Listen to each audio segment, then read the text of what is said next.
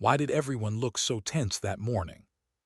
Sarah couldn't tell if it was the mission briefing coming, or the silence that lingered before it.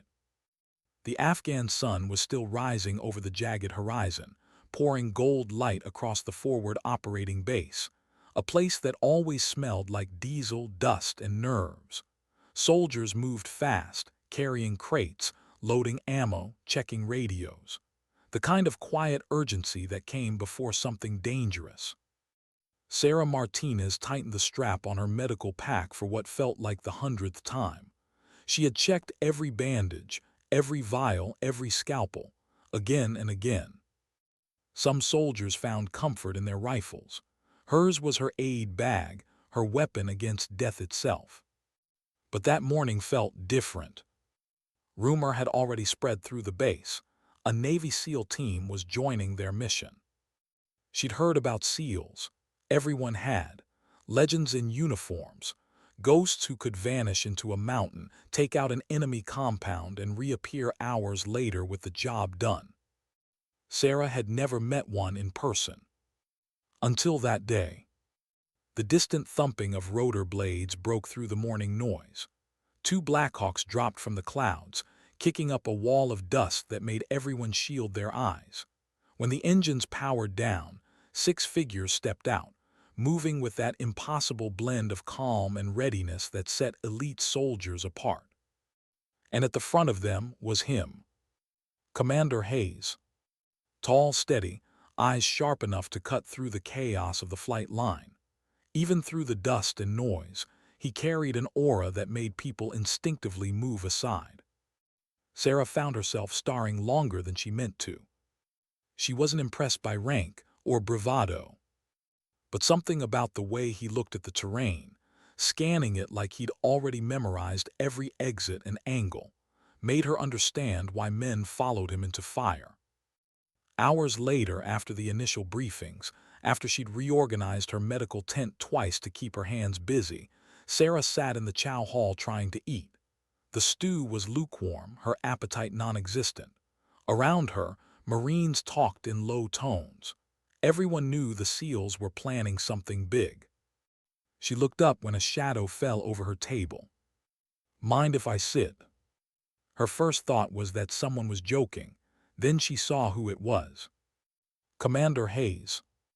Up close, he was younger than she'd expected, early 30s maybe.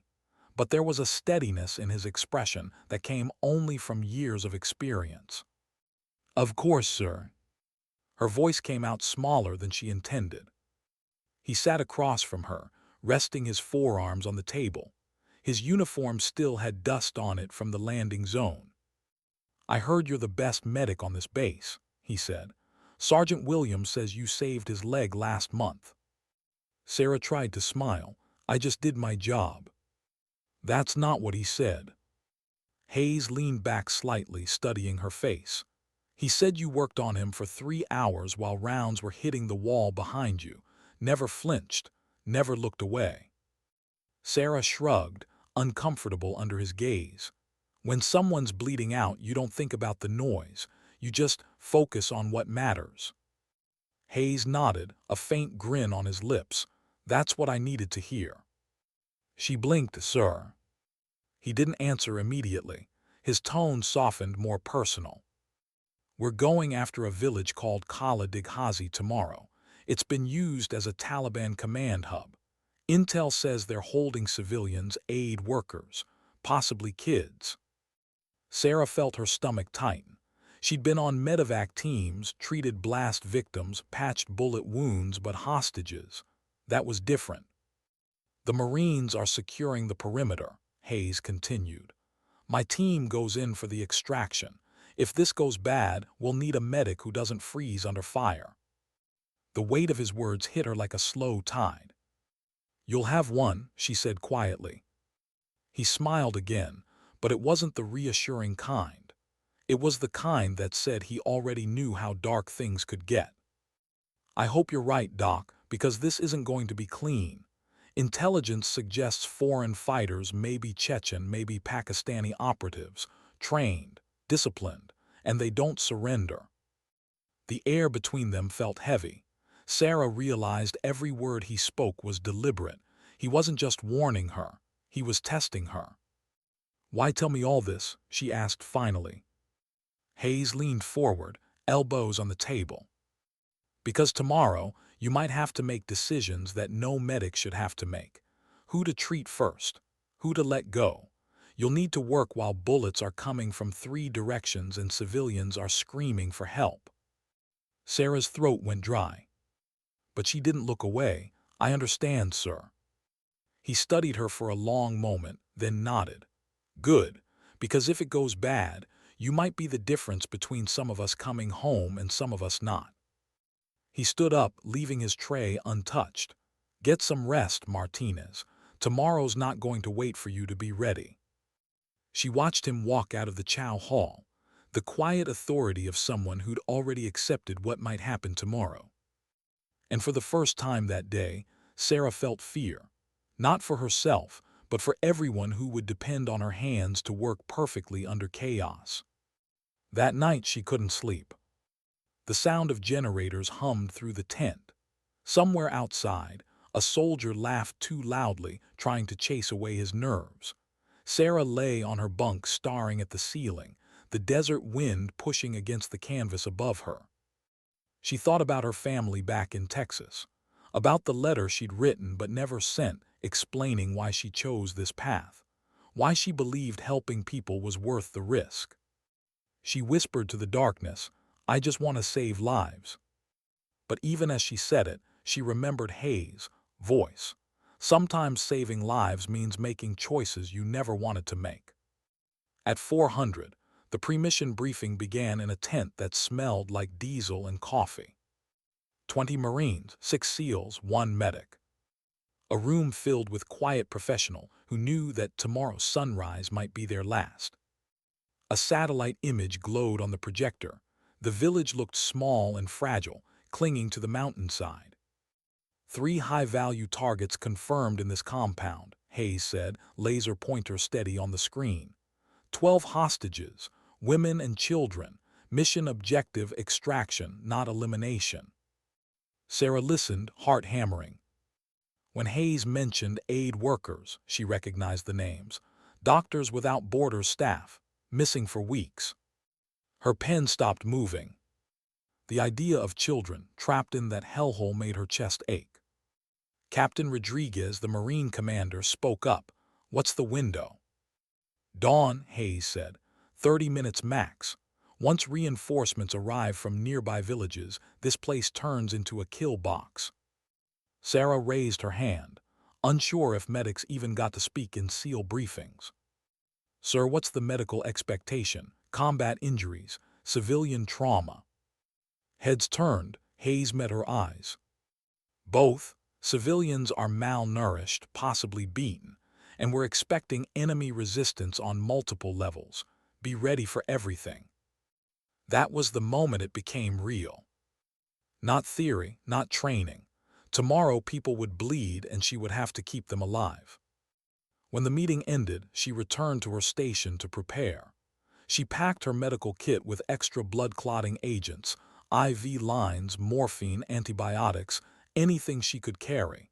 Then she packed more. Every medic knew the rule: bring what you can run with. But Sarah didn't plan on running. She was tightening a strap on her pack when a familiar voice came from the doorway. "How you feeling about tomorrow?" Hayes again. She turned, managing a thin smile, nervous but ready. He stepped inside, glancing at the stacks of equipment on her table. "You've been thinking about what I said." She nodded.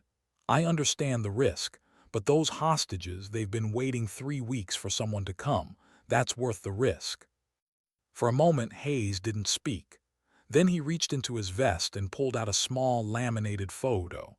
A little girl, missing front teeth, pigtails uneven. "My daughter Emma, 7 years old." His voice softened. "Every time I go out there, I remind myself someone else's little girl is waiting for her dad to come home." Sarah stared at the picture. She didn't expect that kind of vulnerability from a man like him. Hayes continued, Two of those hostages, Dr. Elizabeth Chen and Marcus Thompson, both have kids about that age. They're the reason this mission matters. Sarah felt something stir inside her. This wasn't about tactics anymore. It was about bringing people home. "I won't let you down," she said. Hayes gave a faint nod. "I know, that's why I'm trusting you with something else." He lowered his voice. "If this mission goes sideways, you may need to be more than a medic. Sometimes saving lives means doing what's necessary to protect them." Her pulse quickened. "You mean?" "I mean exactly what you think I mean." He looked at her steadily. "You're trained with weapons. You know how to shoot. But tomorrow, if it comes down to you or them, I need to know you'll act." She didn't answer right away. The idea of taking a life went against everything she stood for. But then she remembered the faces in the photo. The waiting families, the children. "If it means saving lives," she said finally, "I'll do what I have to." Hayes exhaled slowly, as if releasing a burden. "Then get some rest, Doc. Tomorrow, you're going to find out what kind of medic you really are." Outside, the mountains swallowed the last of the daylight. The wind picked up, carrying the faint echo of prayer calls from distant villages. Sarah sat alone for a while after he left, her hand resting on her medical bag. For years she'd trained to heal. Tomorrow she might have to fight. And as she finally closed her eyes before dawn, a single thought echoed in her mind, one that would stay with her forever. Sometimes the line between saving a life and taking one isn't where you thought it was. Why was it always quietest right before everything went wrong? The rotors thundered above her head, but inside the helicopter, Sarah could still hear her own heartbeat. It pounded louder than the engine, louder than the air rushing past the open doors. She sat wedged between two Marines, her enlarged medical pack strapped to her chest, her M4 across her lap. Her gloves were already slick with sweat. Her breath fogged the visor of her helmet. 2 minutes to insertion, the pilot's voice barked through the headset. Every soldier checked gear, tightened straps, chambered rounds. But Sarah, she checked her syringes. Even now, even here, she was thinking about who might need morphine first. Opposite her sat Commander Hayes, face streaked with camouflage, eyes closed, hands resting loosely on his rifle. He looked like he was meditating, but Sarah could see the tension in his jaw, the tiny flecks of his fingers. No one looked calm before walking into hell, not even him. The helicopter jerked as they descended through the cold mountain air. The smell of dust and jet fuel filled the cabin. Sarah glanced through the small window, jagged ridges below, a narrow valley curling toward a cluster of mud brick buildings. Kala Dighazi. It looked peaceful from up here. It never was. 30 seconds, someone yelled. Sarah's pulse surged. This was it, no turning back now. Hayes opened his eyes and leaned forward, voice steady through the roar. "Doc, once we're on the ground, stay with Sergeant Martinez. You move when I call for you, not before." She nodded, gripping her pack tighter. "Understood, sir." The helicopter flared sharply, the world tilted, and then the green light flashed. Go, go, go. Boots hit the dirt hard, dust exploded around them. Sarah jumped down last, legs braced for impact, her med pack dragging at her shoulders. She crouched immediately, scanning her surroundings, low walls, scrub brush, and the faint flicker of lanterns from the sleeping village below. The helicopters peeled away, fading into the dark. And just like that, silence. Only the wind now. Only the breathing of the people around her, the kind of quiet that meant danger was near. Hayes gave hand signals, his team moving with surgical precision. 2 SEAL squads split off, ghosts melting into the terrain. Sarah stayed crouched beside Sergeant Martinez, who gave her a reassuring tap on the shoulder. "Stay low, Doc. You'll be fine," he whispered. She nodded, but her hands were trembling, not from fear of dying, but from fear of failing. They advanced through the shadows, following a narrow goat path that snaked down toward the village. Every sound mattered now. Every rock that rolled, every dog bark in the distance, every echo of a footstep could give them away. Through her night vision goggles, the compound came into view. 2 stories high walls, a small courtyard gate. Hayes's voice came through the radio, low and controlled. Alpha Team said on the east wall. Bravo move rearward. Overwatch confirm sightlines. Overwatch ready, came a voice from the ridge above. 4 guards in the courtyard, 2 on the roof. No civvies visible. Sarah crouched behind a low wall 200 meters away, her heart pounding. She could see the flickering movement of enemy silhouettes, packing the compound walls. Execute, Hayes ordered. The night exploded.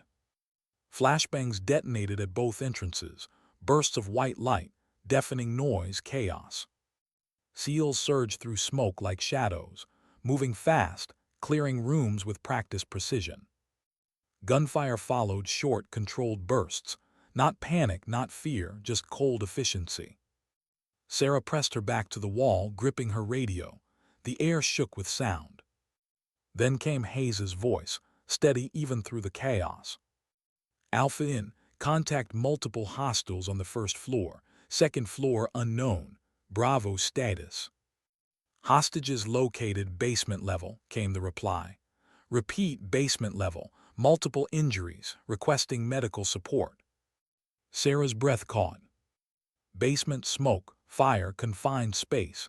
It was the worst-case scenario. Sarah, stand by, Hayes said through comms. We'll call you when it's secure. But then a new sound. A low, terrible crackle, flames. Fire on the 2nd floor, Overwatch reported, spreading fast. Sarah could see it, smoke billowing through shattered windows, orange glow licking the night sky. Inside that building were civilians, and maybe children. Her instincts screamed. She didn't wait for orders. Grabbing her medical pack, she sprinted toward the compound, boots thudding against the packed dirt. Martinez, wait, the sergeant shouted behind her. She didn't.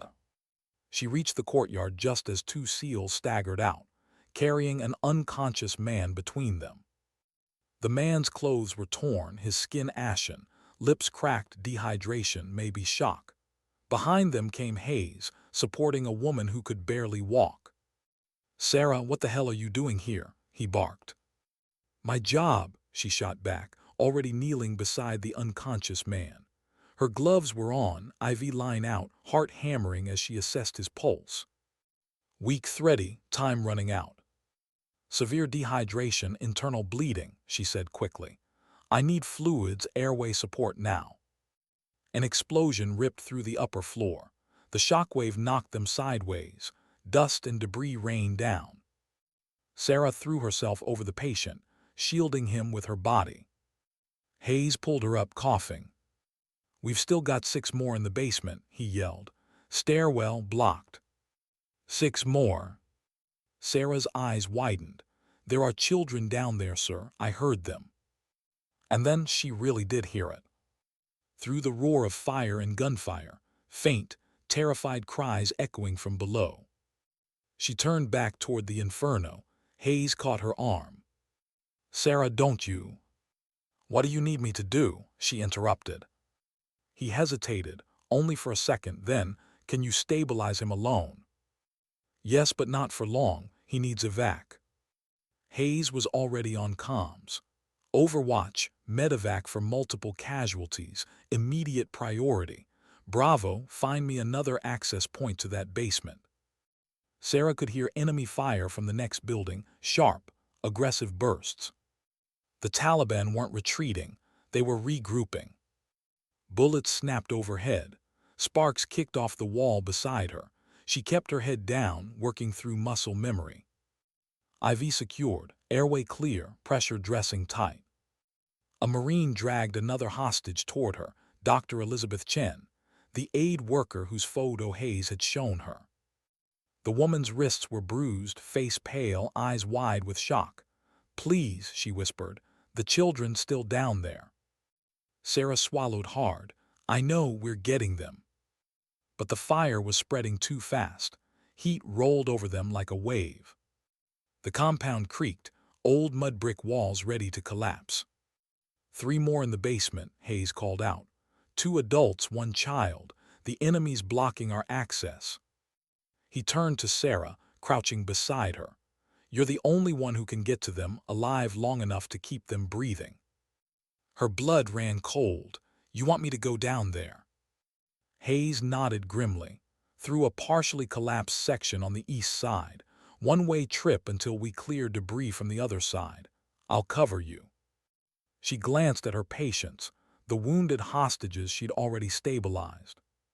Sergeant Martinez was crouched beside them now, applying dressings like she taught him. He gave her a quick nod. "I got this, Doc, go." Her mind screamed no. Every rational part of her said you'll die down there. But another part, the one that had sworn an oath, refused to stay still. She tightened the straps on her pack. "I'll need someone to carry extra supplies." Hayes's expression hardened. "Then I'm coming with you." "Sir, you should stay here and—" "Negative." He was already reloading his rifle. "Those are my people down there. I don't send anyone into danger I won't face myself." The decision was made. An RPG slammed into the outer wall, sending shockwaves through the courtyard. They both ducked instinctively. "RPGs in the north building," Overwatch shouted. "They're trying to bring the whole place down." "We move now," Hayes yelled. "Go." Sarah followed him through a maze of smoke and collapsing walls, her lungs burning. The entrance Hayes mentioned was barely visible, a jagged hole half-choked with debris. The air pouring from it was thick, acrid, suffocating. Hayes went first, crawling through the gap with his weapon raised. Sarah followed, dragging her med pack behind her. The heat hit her like a wall. Smoke reduced visibility to almost nothing. Inside it was chaos. Furniture overturned, glass shattered, walls glowing orange from nearby fire. Every breath felt like inhaling sandpaper. Sarah pulled a medical mask over her face and handed another to Hayes. He nodded, voice low. "Basement stairs should be back corner." They moved fast, stepping over debris and fallen ceiling tiles. Each step creaked beneath their boots, a reminder that the floor above could collapse at any second. They found the stairwell, or what was left of it. The top half burned away, the lower half swallowed by darkness and smoke. Hayes tested the railing. It crumbled under his hand. "We'll have to climb down." Sarah looked into the abyss below, faint movement, muffled cries. "They're alive down there." She didn't wait. She hooked her pack to her harness and started down, using chunks of exposed rebar as handholds. Halfway down, the stairwell shook violently from another explosion outside. Dust rained down, and for a moment she thought the entire structure would give way. She reached the bottom, knees buckling from the impact. The air was thicker here, choking. But she heard them, voices, weak, terrified. "Over here," a woman cried. "Please, the children." Hayes dropped down beside her, rifle raised, scanning through the smoke. The beam of his flashlight cut through the haze, and what it revealed froze Sarah's blood. 5 hostages, huddled in a corner. 2 children clutching each other. An unconscious man slumped against the wall and standing in front of them. A man with a rifle aimed straight at Hayes. "Stay back," he shouted in accented English. "Come closer and I kill them all." Time seemed to stop. Hayes didn't flinch. "Put the weapon down," he said calmly. "Let the children go and we can talk." The man's eyes burned with hate. "Talk. Your soldiers killed my family, my daughter. There is nothing to talk about." Sarah's throat tightened. The man's hands were shaking, desperate, terrified, but deadly. One wrong move, and everyone in that basement would die. Hayes shifted slightly, keeping his aim steady, searching for an opening. "No one else needs to die here."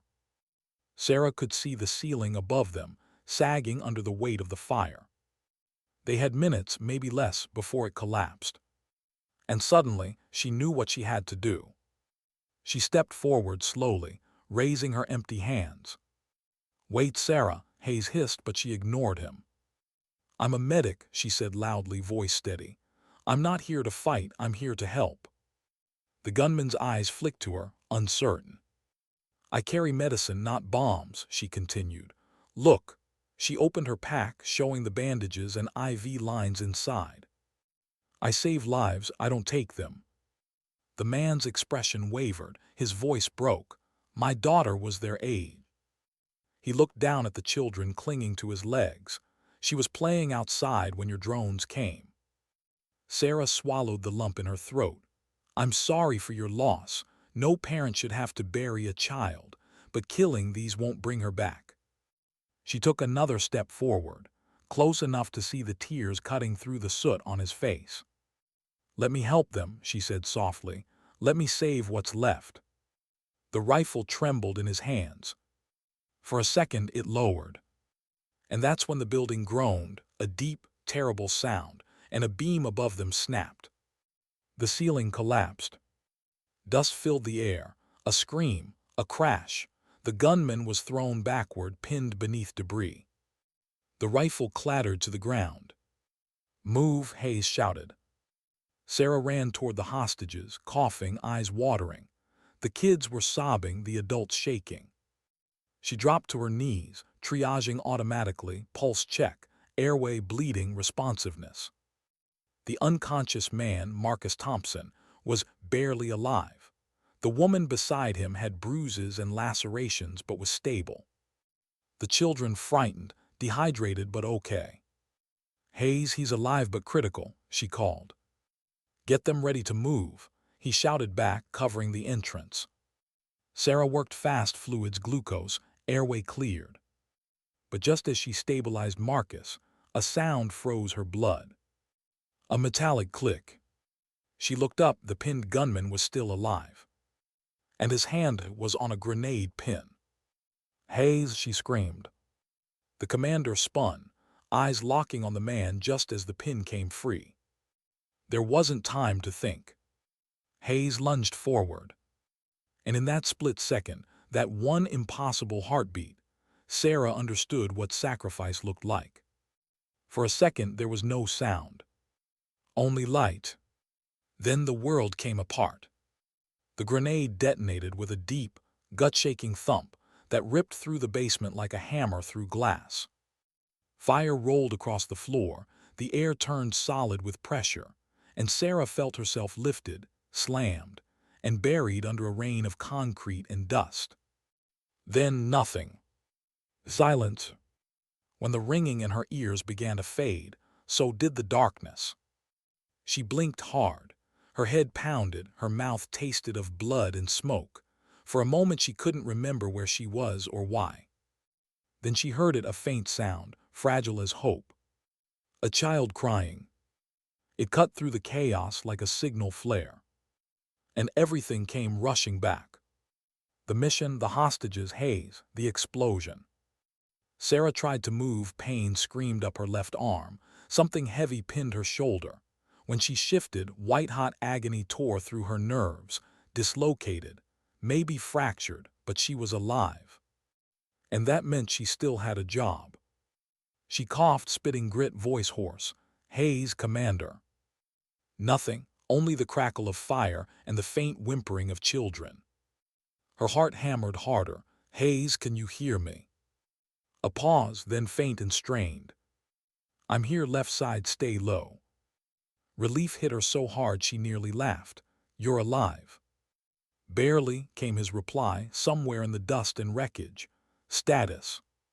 Sarah looked around, what little she could see through the dim, shifting haze of smoke and falling ash. The basement was unrecognizable.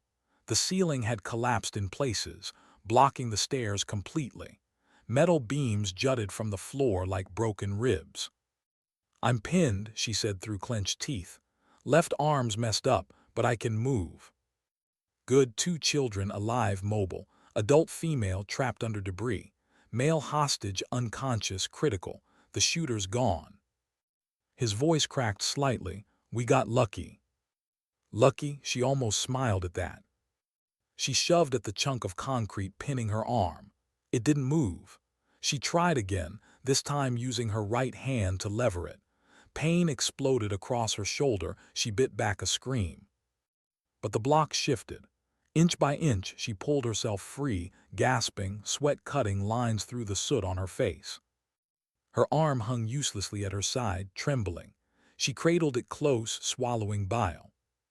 Her training kicked in. Dislocation, not compound fracture, treatable.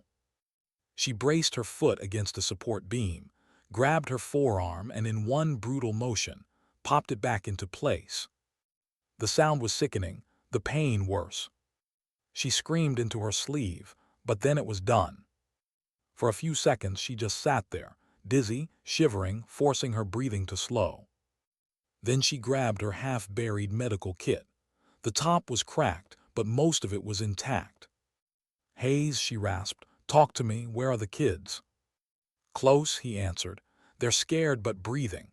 The woman's pinned under a steel beam. I can't move it alone." "Okay, I'm coming to you." She started crawling, dragging her pack one-handed through the wreckage. Every movement sent pain jolting through her arm, but she kept going.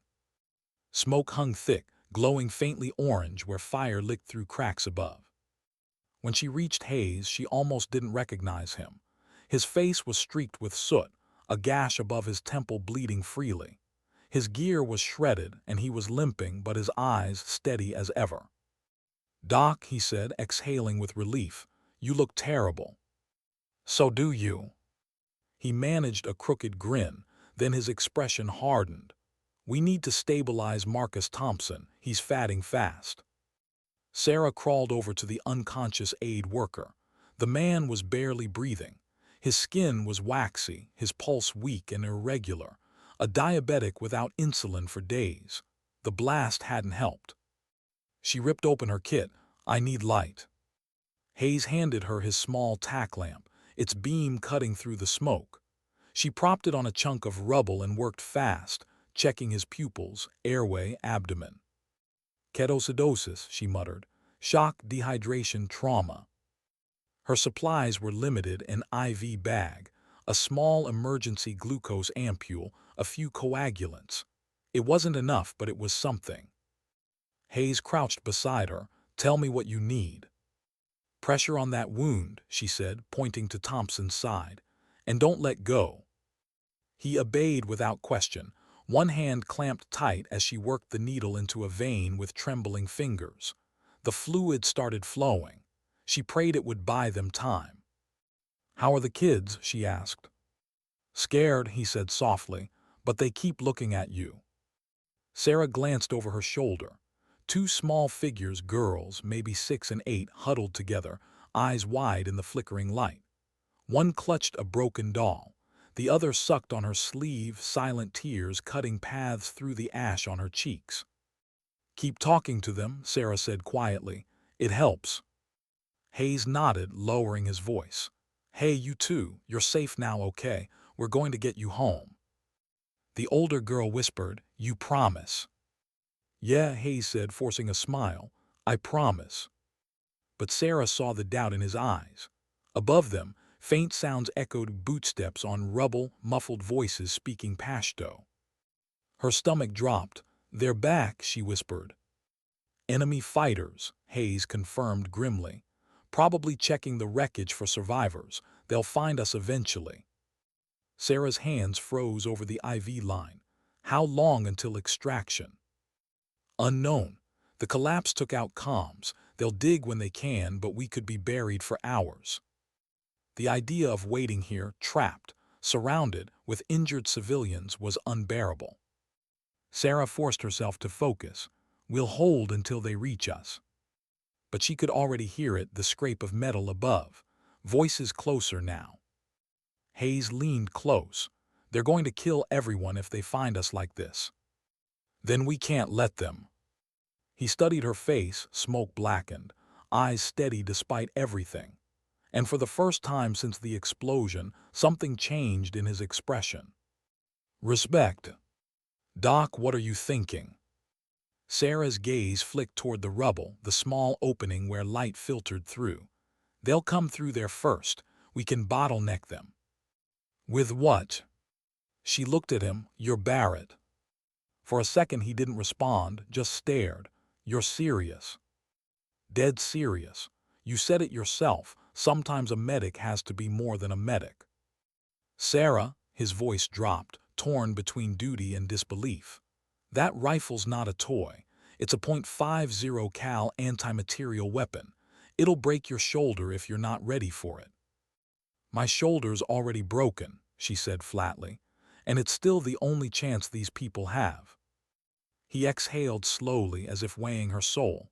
"You know what happens if you do this, the moment you pull that trigger." "I stopped being a medic," she interrupted. "No, sir, I saved them in a different way." Silence hung between them, heavy and real. Finally Hayes nodded once, reached behind him. When his hand came up, it held the Barrett M82A1, scarred, matte black, massive even in his hands. He laid it in front of her like a relic. "This rifle, been with me for 7 deployments, never let me down. You use it only if you have to, you understand?"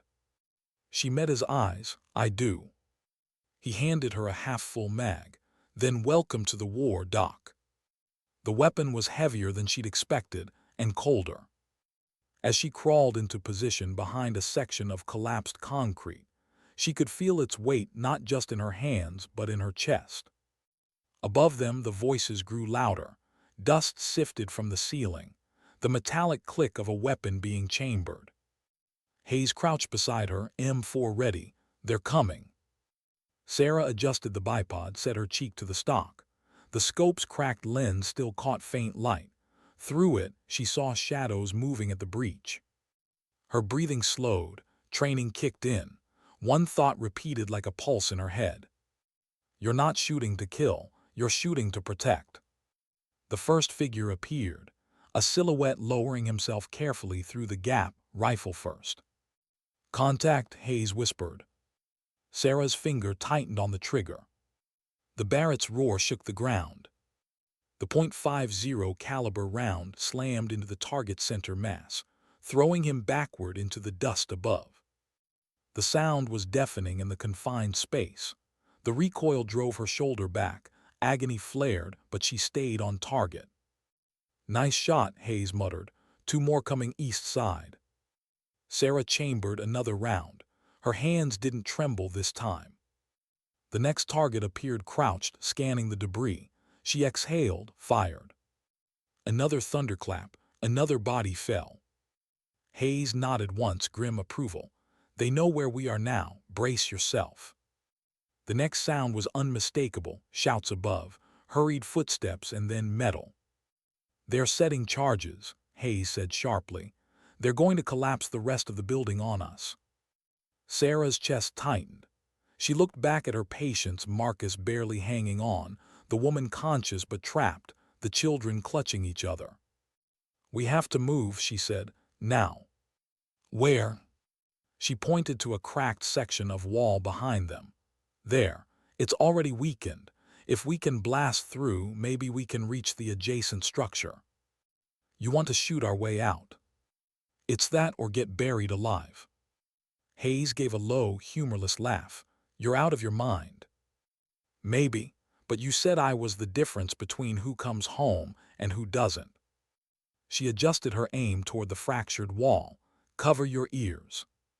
The first shot tore through concrete, sending shards flying. The second widened the hole, light spilling through. "It's working," Hayes shouted, "again." Sarah fired 3 more times, shoulder screaming in pain with each shot. On the last round the wall gave way, a hole just big enough for a person to crawl through.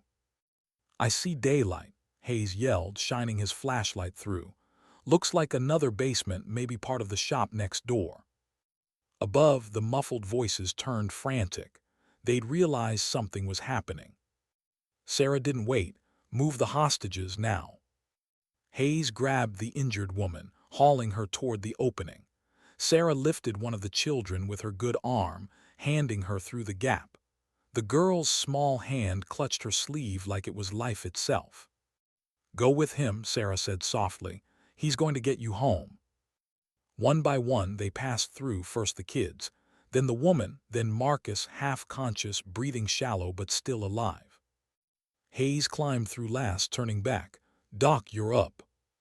She slung the Barrett across her back, grabbed her med pack, and crawled through the narrow hole as the floor behind her began to shake. A blast above rocked the ground. The building they'd been in collapsed fully, sealing off the space they'd just escaped. They tumbled into another basement, smaller, cooler, filled with scattered debris and a set of cracked stone stairs leading upward. Hayes checked the corner, clear. Sarah looked around, alive civilians, smoke still clinging to the air, daylight pouring weakly from the broken stairwell above. She exhaled, a shaky laugh breaking through. "We actually did it." Hayes grinned, blood still streaking down his face. "You did it." They weren't safe yet, not even close, but they had survived the impossible. For now, that was enough. As Sarah adjusted the Barrett on her shoulder, she realized her hands weren't trembling anymore. Something inside her had changed, something she couldn't take back. She wasn't just a medic anymore. She was a protector, and she was ready for whatever came next. How far could a person be pushed before they broke? That question ran through Sarah's mind as she staggered to her feet in the wrecked basement, smoke still drifting from the hole they'd crawled through. The air smelled like fire and blood and dust. But they were alive, somehow. "Doc," Hayes called, checking the stairwell.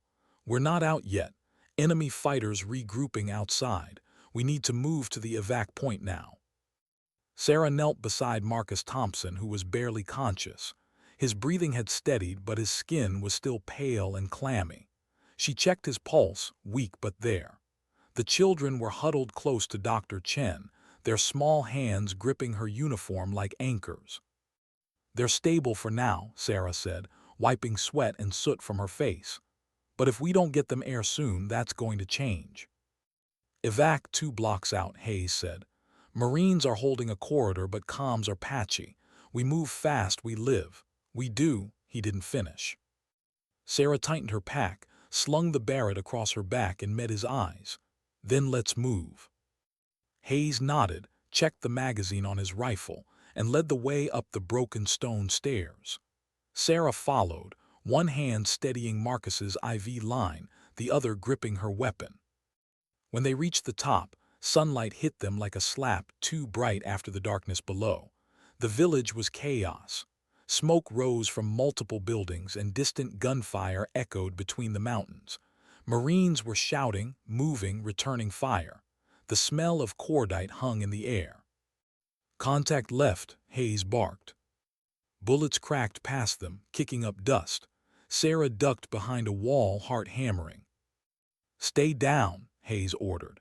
He returned fire, short controlled bursts, while signaling to the Marine unit across the alley. 2 soldiers sprinted forward, covering their flank. "Go, go," one yelled.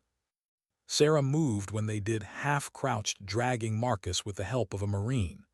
The Barrett bounced painfully against her shoulder, each step sending a jolt through her dislocated arm. But she didn't stop. Couldn't. They ducked into a half-collapsed shop for cover. Hayes checked his map, breathing hard. "Evac zone," at the dry riverbed, 400 meters, but enemy forces are closing in from the north. Sarah set Marcus down gently and did another quick assessment, airway clear, IV flowing, vitals holding steady by a thread. She turned to Hayes. "He can make it if we move now." "Copy that," Hayes said, radioing in. "This is Alpha Actual. We have hostages secured, multiple wounded, moving to exfil Point Delta. Request smoke cover and gun run on North Ridge." Static crackled, then a response. "Copy Alpha. CAS inbound 30 seconds." Sarah looked up just as the distant roar of jets split the sky. The sound wasn't fear, it was salvation. The first pass hit the ridge north of the village, a thunderous explosion that sent shockwaves through the valley. Enemy fire faltered immediately. Hayes didn't waste a second. Move now. They ran. Sarah led with the children, her legs burning, lungs screaming. Marines flanked them on both sides, laying suppressive fire as they sprinted across open ground. The heat was blistering, the air thick with dust and smoke. Every breath hurt. Keep going, Hayes shouted. Don't stop. A round snapped past Sarah's ear, close enough that she felt the sting of air. She ducked, instinctively shielding the child beside her. The little girl clung to her hand, sobbing, but kept running. They reached the riverbed, a shallow depression where a medical evac chopper was already touching down. The downwash kicked up blinding sand, the noise deafening. Get them on board, Hayes ordered. Sarah guided Dr. Chen and the kids first, lifting them one by one into the helicopter's open bay. The crew chief pulled them in, shouting over the noise. Then Marcus, limp but breathing, was carried up on a makeshift stretcher. Sarah turned to help Hayes, but he was still firing toward the ridge, covering their escape. Hayes, that's everyone, she yelled. He didn't move. Negative, we've got stragglers coming in from the east, Marines pinned down. Sarah could see them, 3 Marines crouched behind a stone wall, one clearly hit, the others trying to drag him out of the open. The pilot's voice crackled through the headset. We're red on fuel, 30 seconds max or we lift. Hayes looked at her, torn between 2 impossible choices. She didn't wait for him to decide. Go, she shouted, grabbing the Barrett from her back. I'll cover them. Sarah, no. But she was already moving, sprinting toward the pinned Marines. She dropped to one knee behind a broken cart, set the Barrett on its bipod, and looked through the cracked scope. 2 enemy fighters were closing in fast, moving through the haze. She adjusted her aim, exhaled, and fired. The Barrett's thunder rolled across the valley, 1 target down. She chambered another round, squeezed, fired again. The second fighter fell. Move, she yelled to the Marines. Now. They didn't need to be told twice. They dragged their wounded comrade toward the chopper as Sarah provided cover fire. Her arms screamed with every shot, but she didn't stop until they were clear. Then Hayes was there, grabbing her by the vest, half shoving, half pulling her toward the helicopter. Time to go, Doc. They dove into the cabin as the door gunners unleashed suppressive fire behind them. The helicopter lifted, shaking violently under the strain. Sarah's body finally gave in. She slumped against the bulkhead, gasping for air. The wind tore through the open door, carrying with it the stench of smoke and spent gunpowder. Across from her, the rescued hostages huddled together. Dr. Chen was crying silently, holding the children close. Marcus lay pale but alive, IV still running. The 2 Marines she'd saved were slumped near the door, one clutching a bandaged leg. Hayes leaned forward, yelling to the pilot, all hostages accounted for. We're clear. The pilot nodded, voice hoarse. Copy that, base in 3 minutes. The adrenaline was fatting now. Pain and exhaustion rushed in to take its place. Sarah leaned her head back against the metal wall, staring at the mountains shrinking beneath them. The same mountains that had almost swallowed them whole. Hayes sat across from her, blood crusted along his temple. His voice was quiet now, almost drowned out by the engines. You disobeyed a direct order, Doc. Sarah managed a weak smile. You're welcome. He stared at her for a moment, then laughed, the kind of laugh that sounded half like disbelief, half like relief. You realize what you did down there. You broke every rule in the book. She looked at him, eyes steady. Rules don't save lives, sir. People do. He shook his head, still grinning. You've got more guts than half the SEALs I've served with. Sarah's smile faded, her gaze drifting to the Barrett resting beside her. That rifle saved us, she said softly, but I don't know what it turned me into. Hayes followed her eyes. It turned you into someone who refused to let people die. That's all that matters. The words hit harder than he probably meant them to. When the helicopter landed at the forward operating base, medics rushed forward immediately. Sarah refused a stretcher until she saw every hostage safely handed off. Only then did she let herself be helped down. The ground felt unreal beneath her feet, solid but foreign, like she no longer belonged to it. "Martinez," a voice shouted. Sergeant Williams, the Marine she'd saved weeks ago. He looked stunned as he took in her soot-streaked face and the rifle slung over her shoulder. "Holy hell, Doc, what happened to you out there?" Sarah glanced toward Hayes, who was already limping toward the command tent, waving off medical attention. "Just another day," she said quietly. She followed him to debrief, though her legs felt like lead. Inside the tent, the air was heavy with the smell of sweat and burnt coffee. Officers spoke in clipped tones, maps spread across the table, reports coming in from the field. Hayes stood straight despite the blood on his sleeve. When the colonel asked for a sitrep, his answer was simple. "Objective secured, hostages safe, enemy resistance neutralized, casualties minimal." The colonel looked up, and the medic. Hayes glanced at Sarah. For a moment his expression softened. "She saved the mission, sir. That's all there is to say." Sarah wanted to argue, to insist she'd only done what anyone else would, but the words wouldn't come. Because deep down she knew the truth. Not everyone would have done what she did. Not everyone could. Hours later, after the debriefing, after the chaos settled and the adrenaline finally ebbed away, Sarah sat alone outside the medical tent. The desert night was cold. Stars shimmered over the dark outline of the mountains, silent witnesses to everything that had happened. The Barrett lay beside her, clean but still scratched and dented from the fight. She stared at it, tracing one of the scuffs along the barrel with her fingertips. Hayes approached quietly, carrying 2 mugs of coffee. He handed her one and sat down beside her. Neither spoke for a long time. Finally, Sarah broke the silence. "You shouldn't have given it to me." He smiled faintly. "You earned it." She shook her head. "I didn't want to, that's the part that scares me. For a second when I pulled the trigger I didn't feel anything, just focus, precision, like saving a life and taking one became the same thing." Hayes stared into the dark horizon. "That's war, Doc. It forces you to live in the space between who you were and who you had to become.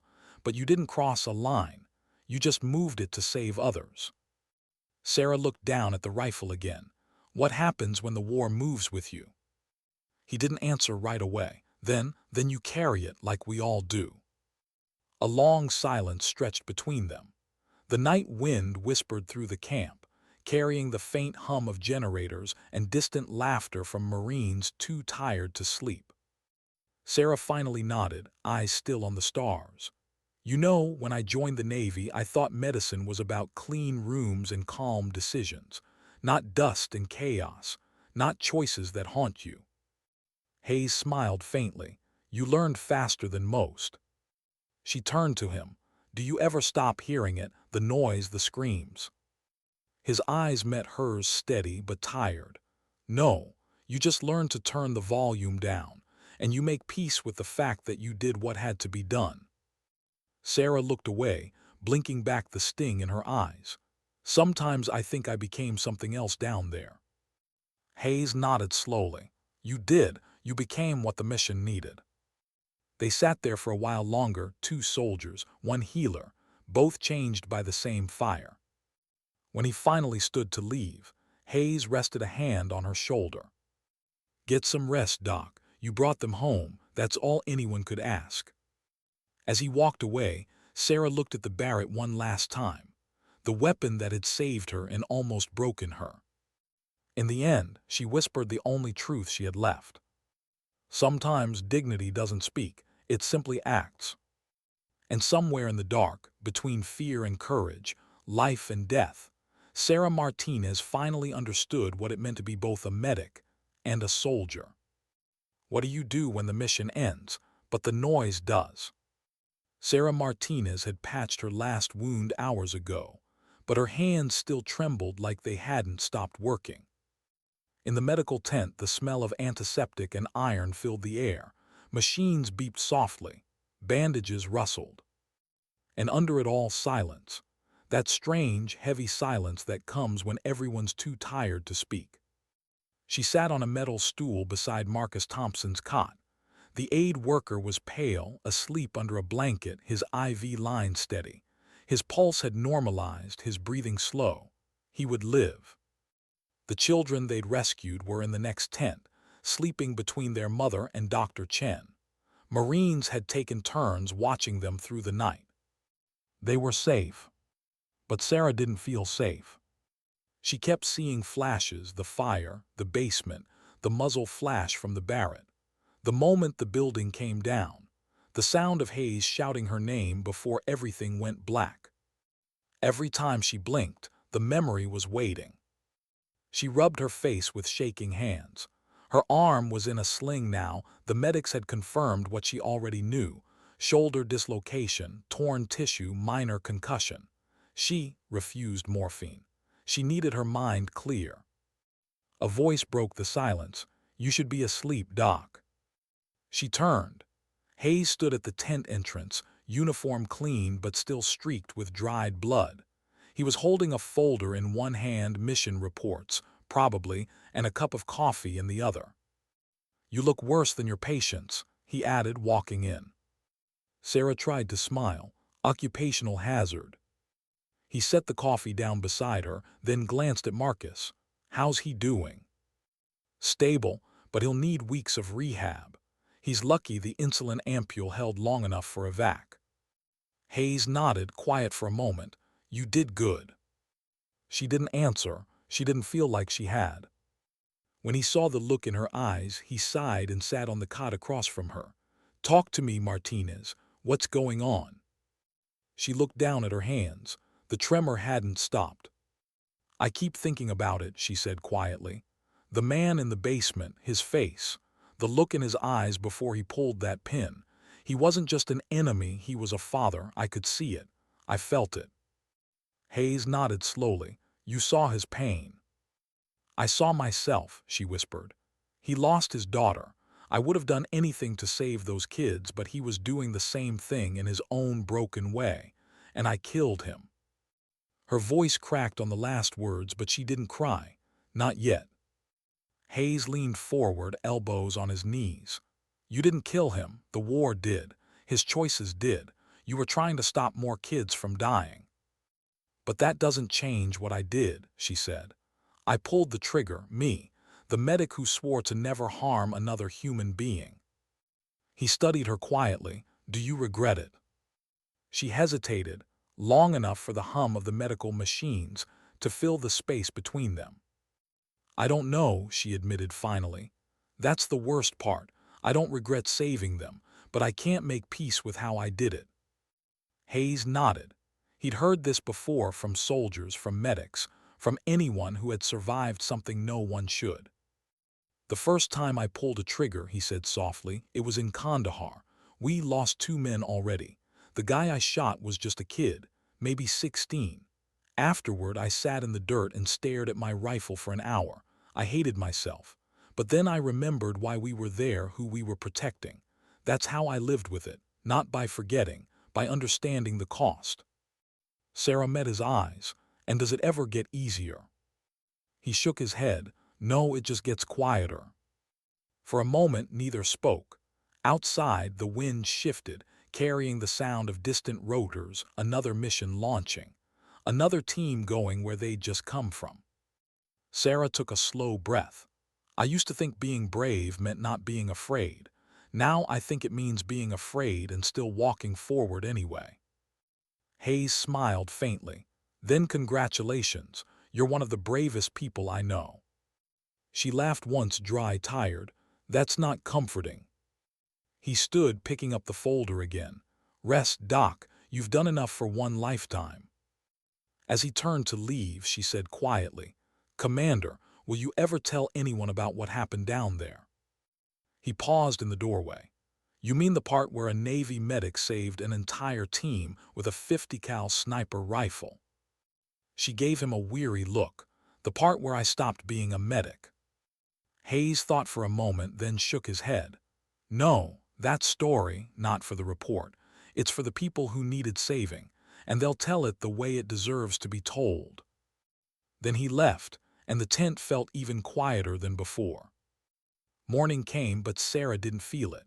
The base was alive again, trucks rumbling, choppers landing, soldiers gearing up. The rhythm of war never stopped. She stood outside the tent, watching the sunrise bleed over the mountains. It was beautiful in a cruel way, light touching the same ridges where fire had burned the night before. Sergeant Martinez, the Marine who had covered her during the rescue, walked up beside her. "Heard you're shipping out for medical leave," he said. Sarah nodded. "Yeah, command's sending me to Bagram for evaluation." He grinned. "You deserve it. You pulled off something impossible, Doc. Everyone's talking about it." "I'm not sure that's a good thing." "Sure it is," he said. "We need stories like that out here. Reminds people we're still human." He walked off toward the mess hall, leaving Sarah alone with her thoughts. Still human. She wasn't sure she believed that anymore. They flew her to Bagram the next day. The base hospital was quieter, more sterile, white walls, clean sheets, the hum of air conditioning. Too clean, too normal.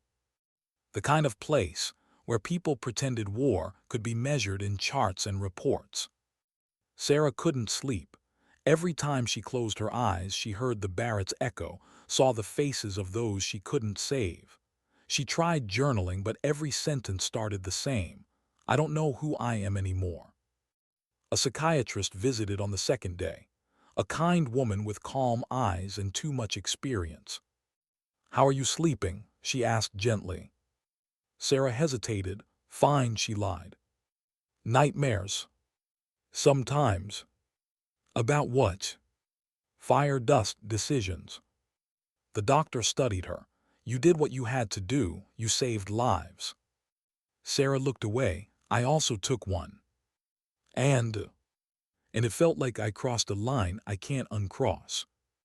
The doctor leaned back, hands folded. "Maybe you didn't cross it. Maybe you just found out it was never where you thought it was." Sarah blinked at that, unsure if it was meant to comfort or haunt her. By the third day, her arm had healed enough for limited movement. She refused transfer home, insisted on returning to her unit.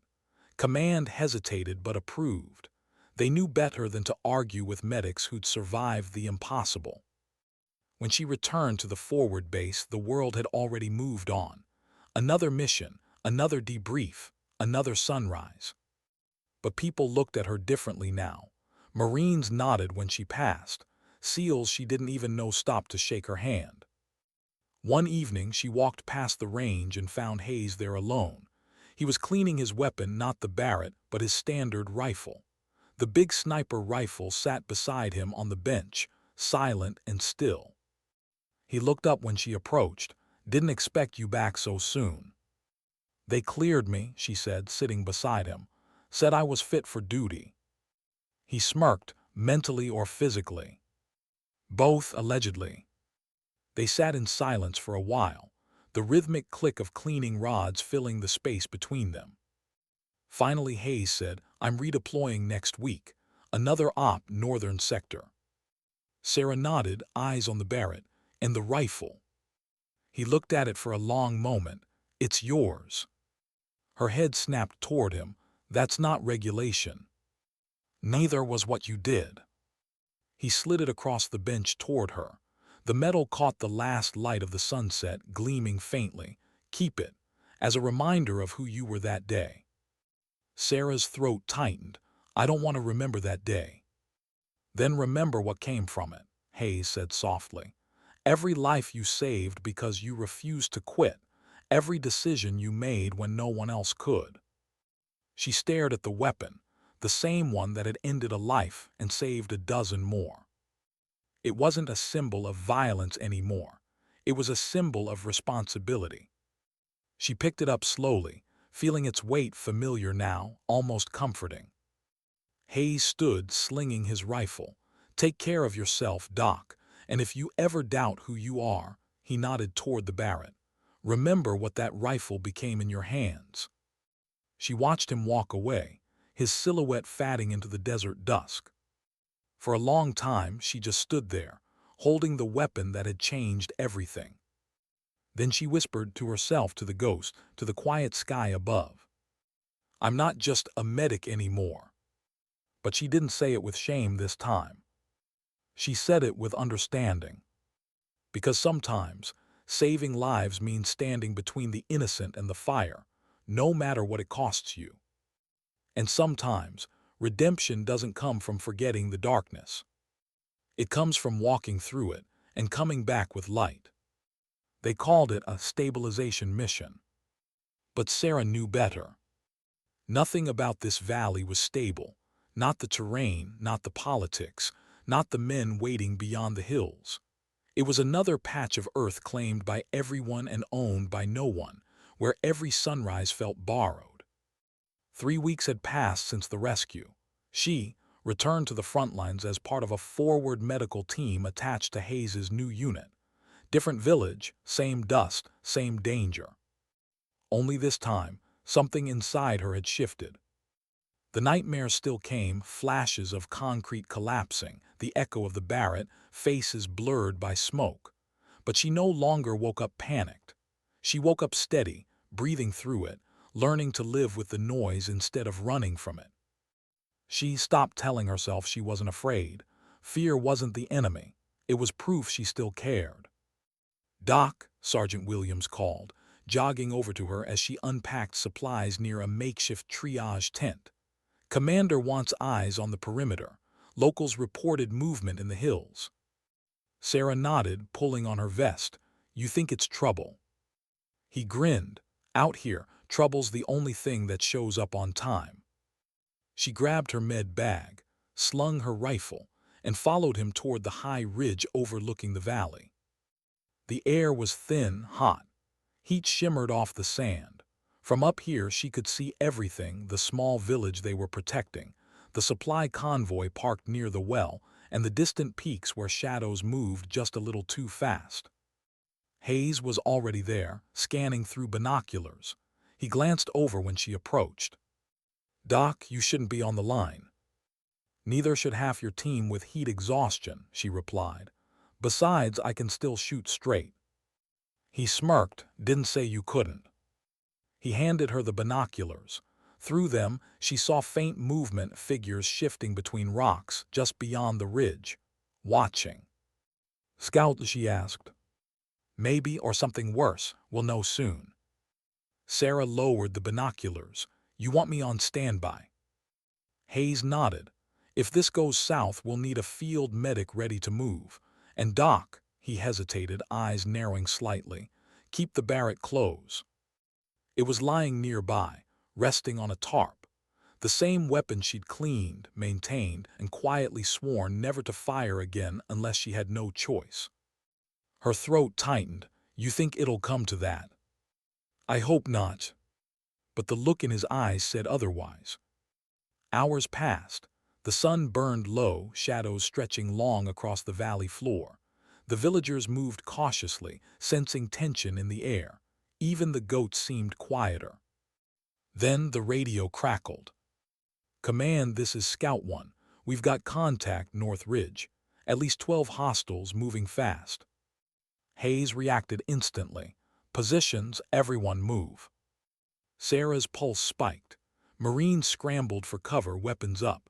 She ducked behind a sandbag wall, grabbing her headset. The first shots echoed, distant but sharp. Then closer.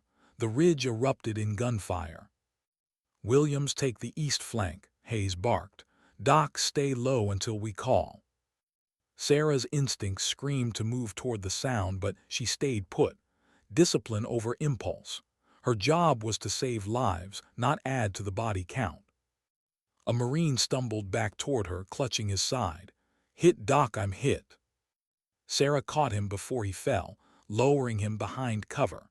Blood soaked his uniform near the ribs. "Through and through," she said quickly. "You're lucky." She tore open his vest, applied a seal patch, wrapped a compression bandage, and shouted for a corpsman to drag him back. Then she heard it, that unmistakable sound. A thump, the deep whomp of an RPG launch. Down, Hayes yelled. The explosion hit the far edge of camp, throwing sand and debris into the air. Screams followed. Sarah didn't think she moved, sprinting toward the smoke, ignoring Hayes's shout behind her. The triage tent was half collapsed, canvas shredded. 2 Marines were down, another trying to drag them to safety. She slid beside them, heart pounding. "Help me get them clear." The younger Marine looked terrified, blood on his hands. I can't tell if he's breathing." Sarah pressed her fingers to the man's throat. "Faint pulse. He is, keep pressure here." Another explosion sounded closer this time, the hilltop. The enemy was advancing. Hayes's voice barked through her headset. "Doc, fall back to cover. We're losing the perimeter." But she didn't move. She couldn't leave them. She finished tying off the bandage, dragged one Marine toward the sandbags, then went back for the other. The air hissed with rounds overhead. Dirt spat up inches from her boots. Come on," she muttered, hauling the last man to cover. Hayes was already there, rifle up. "You trying to get yourself killed, Doc?" "Not today." He looked past her at the rising dust cloud moving down the ridge. "They're pushing hard. We're outnumbered." Sarah followed his gaze. Enemy fighters, a dozen at least, pouring through the rocks, firing as they came. She grabbed her rifle, chambered around. "What's the play?" Hayes grimaced. "Hold until air support gets here, 10 minutes. 10 minutes is a long time. Then make it count." He ducked to another position, shouting orders. Sarah stayed where she was, scanning the ridge. Her breath came steady now, not panicked, not wild, just focused. The Barrett was lying beside her, untouched, the weapon that had both saved and scarred her. She hesitated, staring at it. Every nerve in her body screamed to avoid it, to leave it where it lay. But another explosion shook the ground, and she saw Marines falling back, wounded. She knew what that meant. "This isn't about who you were," she told herself. "It's about who needs you now." She grabbed the Barrett, set it on the wall, slid the bipod into the sand. Through the cracked scope, she found her first target, a man setting up another RPG on the ridge. Her heartbeat slowed. Her world narrowed. She exhaled and fired. The recoil slammed her shoulder, but the round found its mark. The RPG detonated before it launched, taking 2 others with it. Hayes's voice cut through the chaos. "Beautiful shot, Doc." Sarah chambered another round, moved to the next target. Her shots weren't wild, they were surgical, precise. Every pull of the trigger was an act of protection, not rage. And slowly, the advance began to falter. 10 minutes later, the distinct roar of jets echoed above. A-10s streaked over the valley, unleashing a line of fire that tore the hillside apart. The ground trembled, the air filled with dust and thunder. When it was over, silence returned, heavy and thick. Hayes's voice came through the radio, hoarse but steady. "All units cease fire. Area secure." Sarah lowered the rifle. Her shoulder burned, her ears rang, but her hands were steady. Around her, Marines began moving again, checking ammo, tending to the wounded, laughing in that shaky, disbelieving way soldiers do when they realize they're still alive. Hayes walked over, helmet off, face streaked with grime. He dropped to one knee beside her. "You okay?" She nodded. "Arm hurts like hell." He chuckled softly. "You and that rifle have a strange relationship, you know that." She managed a smile. "We've been through a lot together." He glanced around, the wounded being treated, the villagers emerging from hiding, the team regrouping. "You saved us again." She shook her head. "We saved each other." Hayes looked at her, really looked, and saw something different in her eyes this time. Not guilt, not shock, just calm. The kind that comes when a person stops running from who they are. That night, as the team regrouped by the dim campfire, Sarah sat apart, cleaning the Barrett with slow, methodical care. The weapon glinted faintly in the firelight, part shadow, part steel. Williams approached, holding a mug of instant coffee. "For you," he said, handing it over. "Heard you were the reason we still have a ridge to stand on." She accepted the mug, smiling faintly. "I just did my job." He looked at the rifle, then back at her. "Funny thing," he said. "That gun, supposed to break people, but it looks like it's the one thing holding you together." Sarah chuckled quietly. "Maybe, or maybe I'm just learning how to carry its weight." He nodded, gave a small salute, and walked away. Sarah looked at the Barrett again, fingers tracing the engraving she'd etched into the stock days earlier, just one word: purpose. Because that was what she'd found again. Not peace, not absolution, but purpose. Later, Hayes sat beside her, handing over a folded piece of paper. "Command wants your statement for the report." She unfolded it, standard debrief template. Date, time, summary. But the section marked action justification stayed blank. She stared at it for a long moment, then wrote slowly, deliberately. "I acted in defense of those who could not defend themselves. I did not choose violence, I chose protection. There's a difference." She signed it, folded it again, and handed it back. Hayes read the line and smiled quietly. "That's the kind of truth no one teaches you at training." Sarah shrugged. "Guess I'm learning my own curriculum." He laughed, that rare, tired, genuine laugh soldiers share when they've seen too much, but still find something worth smiling about. Then, as the night deepened and the fire burned low, Sarah finally let herself breathe. Not because the war was over, it never really was, but because, for the first time since it began, she wasn't afraid of what she'd become. She wasn't just a medic anymore. She was the line between chaos and survival, between despair and mercy. And as the desert wind carried the last embers into the dark, she whispered to herself, almost like a prayer. Sometimes strength doesn't roar, it just refuses to fall. It wasn't the bullets that rattled Sarah the most anymore. It was the silence that came after. The silence of reports, of debrief rooms, of white walls and cold metal chairs, where war became words on paper, stripped of everything that made it real. 3 days after the firefight, she was summoned to command.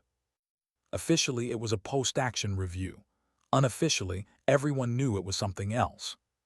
When a medic fires a .50 caliber weapon in combat, twice, people start asking questions. She stood outside the briefing tent, hands clasped behind her back, uniform clean but creased from long nights without rest. The morning sun turned the desert into a field of light, but she barely felt it. Inside, voices murmured. One of them was Hayes's, low, measured, protective. She caught a few words through the canvas. "She followed protocol. She saved lives. You weren't there." A sharper voice answered, the colonel's. "And that's exactly why we have these reviews, Commander, to make sure the line between combatant and non-combatant isn't blurred." Sarah swallowed hard. The line. The same line she'd crossed to save her team. A guard stepped out. "Lieutenant Martinez, they're ready for you." She walked in. The air inside was cool still. A large table dominated the space, maps pinned on the walls behind it. 3 officers sat across from her, the colonel in the center, flanked by a legal advisor and a medical corps supervisor. Hayes stood to the side, arms crossed, jaw tight. "Lieutenant," the colonel began, "have a seat." Sarah obeyed, keeping her eyes forward. The colonel folded his hands. "Let be clear. No one here is questioning your courage or the success of the mission. 12 hostiles neutralized, 0 civilian casualties, all Marines accounted for. That's extraordinary." He paused, letting the compliment hang, only to slice through it. "But we are here to discuss your methods." Sarah stayed quiet. The legal officer spoke next. "You've now discharged a Barrett in combat on 2 separate occasions. You're not trained as a sniper, and that weapon is not standard issue for medical personnel. I understand, she said evenly. Then help us understand, he said, leaning forward. Why? Sarah took a slow breath. She didn't want to sound defensive, but she also wouldn't apologize for saving lives. Because we were being overrun, she said. Because if I hadn't acted, people would have died, including the wounded I was treating. I wasn't thinking about rank or rules. I was thinking about survival. The colonel's expression didn't change. So you made a tactical decision beyond your role. I made a human one, she replied quietly. The room went still. Even the colonel hesitated before speaking again. You do realize that using that weapon again sets a precedent. If medics start thinking they can act as combatants, it endangers everyone, including themselves.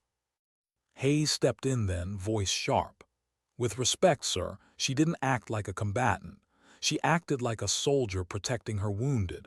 If you were there, you'd know she's the reason any of us walked out. The colonel turned to him. Commander, your loyalty's commendable, but this isn't about hero worship. It's about discipline. And this is about reality, Hayes shot back. You can't write policy that fits chaos. The legal advisor raised a hand. Enough, let's keep this professional. Sarah sat quietly through the exchange, staring at her hands. Her fingers were still raw from cleaning the Barrett. Finally, she spoke again. Sir, with respect, I didn't ask for that rifle. It was handed to me by my commanding officer. I didn't plan to fire it. But when the choice came between saving lives or waiting for permission, I acted. Her voice didn't rise, it didn't break, it simply was. The colonel studied her for a long time. You're aware this may result in a formal reprimand or reassignment. Sarah nodded, I am. Would you do it again? She looked up, and for the first time her eyes didn't waver. Yes, without hesitation. The room went quiet. The colonel leaned back, exhaling slowly.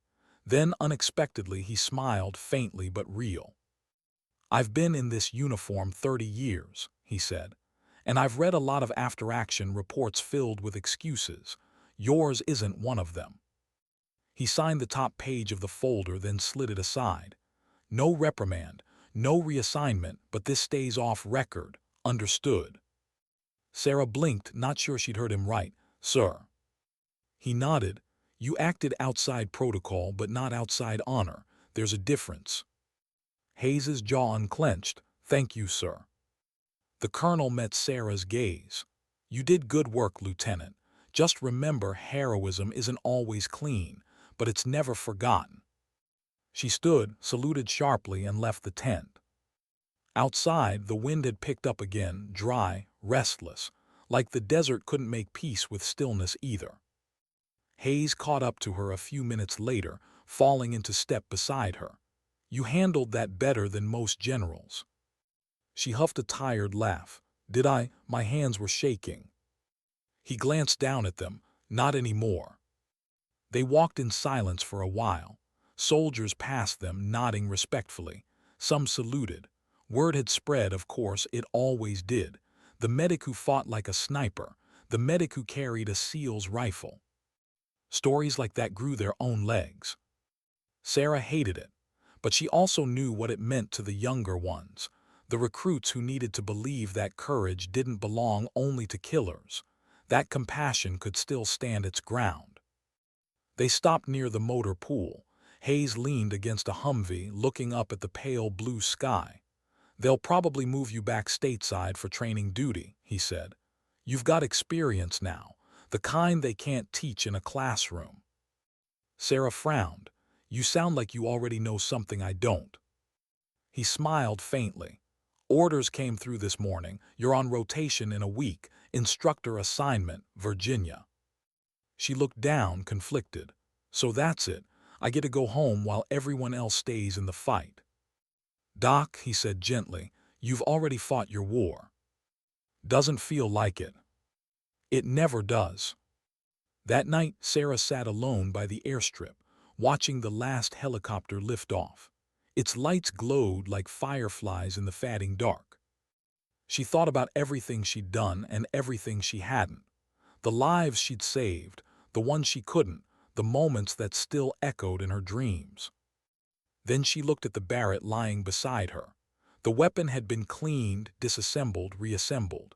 It gleamed under the floodlights, silent now, harmless.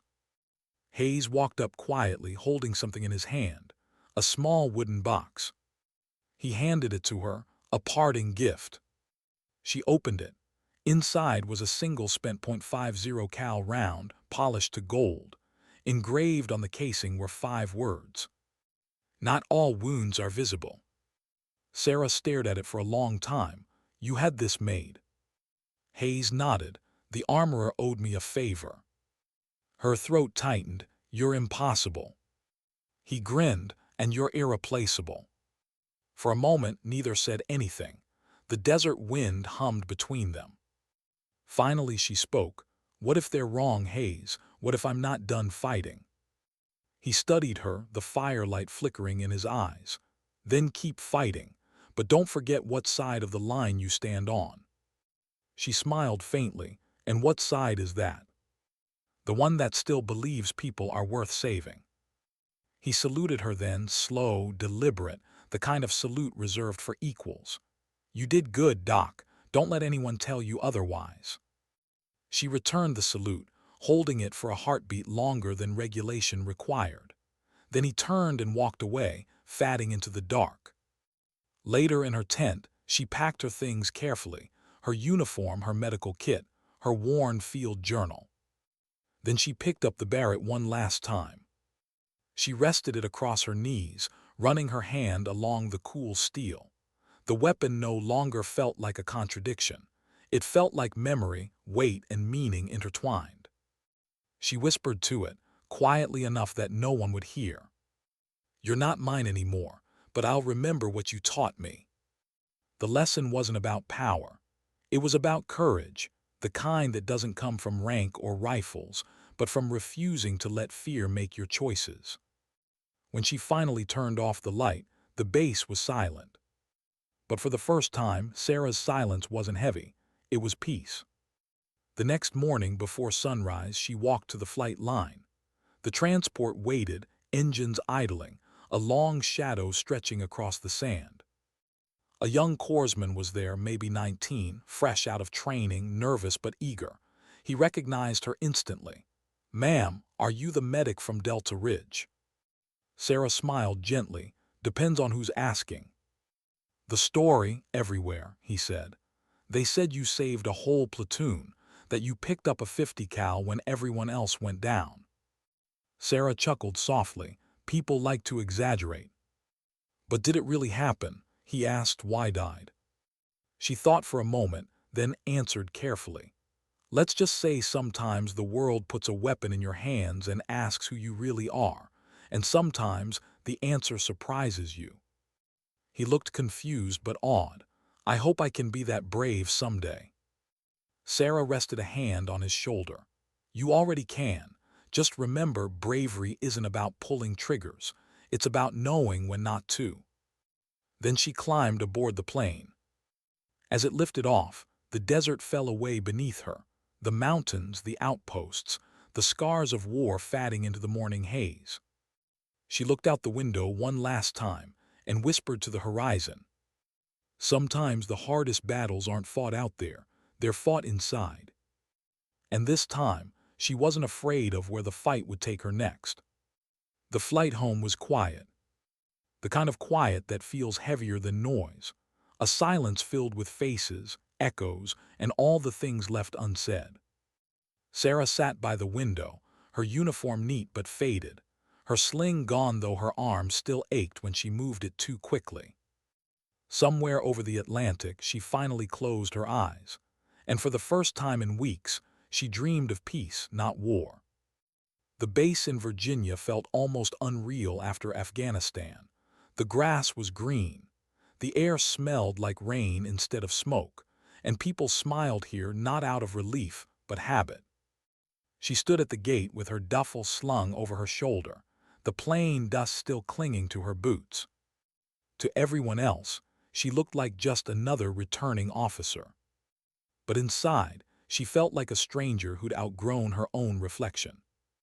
At the reception desk, a cheerful petty officer handed her a stack of papers and a new name tag. LT Sarah Martinez, Instructor, Naval Medical Training Command. "You're going to be shaping the next generation of combat medics," he said with a grin. "Big deal around here." Sarah smiled politely. "Let's hope I don't mess it up." He laughed, not knowing she wasn't joking. The first day she walked into the training hall, the smell of antiseptic and floor wax hit her like déjà vu. Rows of recruits stood at attention, their boots too clean, their eyes too wide. Eager, unscarred. "Morning, Lieutenant." One of them barked, voice trembling just enough to betray nerves. Sarah studied them for a moment, all that energy, all that innocence. It reminded her of herself, years ago, before she learned what the words field medicine really meant. "Relax," she said finally, setting her bag down. "I'm not here to test you. I'm here to make sure you don't die trying to help someone else." A ripple of uneasy laughter moved through the group. She smiled faintly. "You'll learn to treat wounds, stop bleeding, save lives. But the hardest part of this job," she paused, "is what comes after. When the people you save start living in your head. When the ones you can't save follow you home." The recruits fell silent. Even the air seemed to listen. Sarah's voice softened. "Being a medic isn't about being fearless.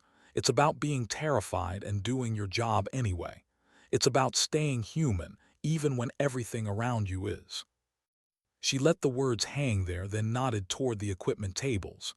"Now grab your kits. Class starts with what matters most, knowing your own heartbeat." That night when the building emptied and the lights dimmed, Sarah sat alone in her small office. The walls were covered with photographs, training diagrams, med-evac units, group shots of graduating classes. On her desk sat the wooden box Hayes had given her. Inside, the polished bullet gleamed softly under the lamplight. Not all wounds are visible. Next to it lay her old field journal, edges worn and stained from dust. She flipped it open, reading her handwriting, the shaky lines from Afghanistan, the confessions written between firefights. And then newer pages, calm, measured, reflective. Pages she'd written since coming home. She stopped on one where she'd written only 2 sentences. "I used to think healing meant forgetting. Now I know it means remembering without breaking." She closed the journal gently. Weeks turned into months. Sarah fell into a rhythm again, morning runs, lectures, simulations, debriefs. But she noticed small things she hadn't before. The way sunlight poured through the training bay windows in the morning. The sound of recruits laughing after drills. The simple miracle of breathing air that didn't taste like dust or gunpowder.